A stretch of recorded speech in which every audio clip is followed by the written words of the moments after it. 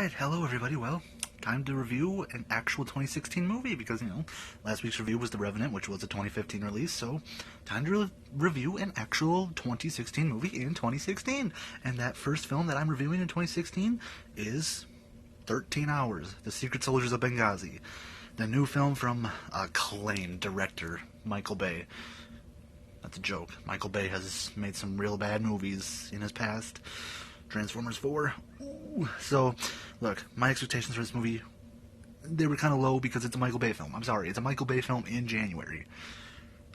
I will say, however, surprisingly enough, this is a pretty good movie. It's a pretty good movie. I mean, it's not a standout, like, oh my god, that was an amazing movie or anything, but it's a good movie, no question. I mean, it's definitely probably Michael Bay's best work. It's his best in years, no question about that, but I'd put it up there. I think it might be his best movie that he's ever made. I mean, I think he made a good movie for once, really. I think this movie was good. The acting all around was really good. John Krasinski, I thought he was great. I don't know his name, but the guy that played Roan, I thought he was really great. All the guys in this film, that played the soldiers and the chief and all that stuff, they were really great. The acting all around was really, really good. It's based on the true story of Benghazi and the attack that happened, the thing that's created a huge political uproar with Hillary Clinton and all that stuff. Look, it's based on a true story. Is some of it fabricated? I'm sure. I'm sure it is. Look, I don't take sides either. I'm not a Hillary Clinton fan, so I'm just, it's fabricated. This is not what happened. I don't care about that shit, okay? I really don't. But is it fabricated? I'm sure. I'm sure not all of this is real true, but for the most part, I feel like he probably paid respect to the true events. I mean, you get a look into what happened, and you get a feel for what happened, and these guys went through some shit. They went through some real shit.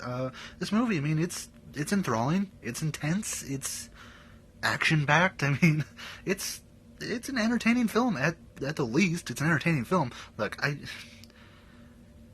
don't know really what to say about this movie. I mean, I thought it was good, and I enjoyed it. I mean, it's not a great film.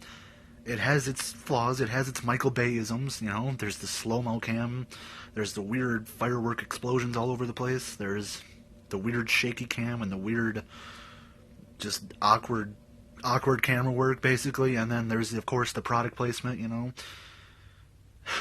Gotta show the Mercedes off, and they gotta show the Budweiser off, and, look, it has its Michael Bay-isms. I mean, I don't know what to say. This is the first time I don't really know what to say about a movie, other than the acting was good, the story was enthralling. I mean, there was riveting moments of the story. I mean, I felt the stakes for these guys. I felt like they had chemistry. I felt like they really wanted to do what they were supposed to do, and, I don't know. I'm sorry. I really don't know what to say, actually, about this movie, other than it was enjoyable. It's a serviceable movie. You can have fun with this movie. You can enjoy it. The acting is good. The writing, for the most part, the writing's fine. I mean, it's kind of cheesy Michael Bay dialogue here and there. And the camera work is Michael Bay, sometimes it's really good, sometimes it's whatever. The action scenes, I mean, they are fun. I mean, sometimes it suffers from the thing that Michael Bay does, where it's really crazy action all at once, just jam-packing everything together, and cameras here, cameras there, camera there, so it kind of gets busy and gets chaotic and gets kind of lost a little bit. But for the most part, when the action is going down, it is intense, and you do feel yourself on the edge of your seat with your heart pounding a little bit. You feel the stakes, you feel the power, you feel the intensity. So I think this movie did what it should have done. I think this is definitely, it's a good film for Michael Bay. It's a good film in general. For January standards, it's a great movie. I mean, there you go. 13 hours, I mean, it's a good movie. It's enjoyable to watch. I can probably send you out to the theater to see this if you're trying to go to a movie this weekend. I can probably send you to this one, so I'll give 13 hours, I'll give it a 3... I'll give it a 3.5. I'll give it a 3.5 out of 5. It's a serviceable movie. It's enjoyable. The acting is good. The action scenes are intense and they can be fun, but the film does suffer from its Michael Bay-isms, and it does kind of suffer from some weak dialogue here and there, and it gets a little chaotic at times, and there's just some plot things that happen in the plot that don't really seem. I don't know how to put it. I mean, it feels very Hollywood. It feels like a Hollywood action movie, but it's Michael Bay's best film in years, and potentially probably his best, but I don't know if that's saying a whole lot. But look, if you want to go see this movie, I can recommend it to you. I can send you to the theater. So there you go. 13 Hours gets a 3.5 out of 5 from me. Alright, thanks for watching. I know this was kind of a bad review. This wasn't a very good review because I don't know what to say about this movie. Looking ahead to next week though.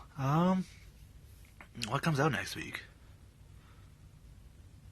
The Boy, that weird horror film with the doll. And Dirty Grandpa. Dirty Grandpa comes out. I'll probably go see that one. That one looks like a lot of fun. So, until then, if you are trying to see a movie this weekend, and you've already seen The Revenant, go ahead and go see this film. It's enjoyable and you probably have fun with it. Some people might like it a whole lot more than others, but for me, a good movie. A good movie. So, there you go. 3.5 out of 5. Alright. Thank you guys. I'll see you next time.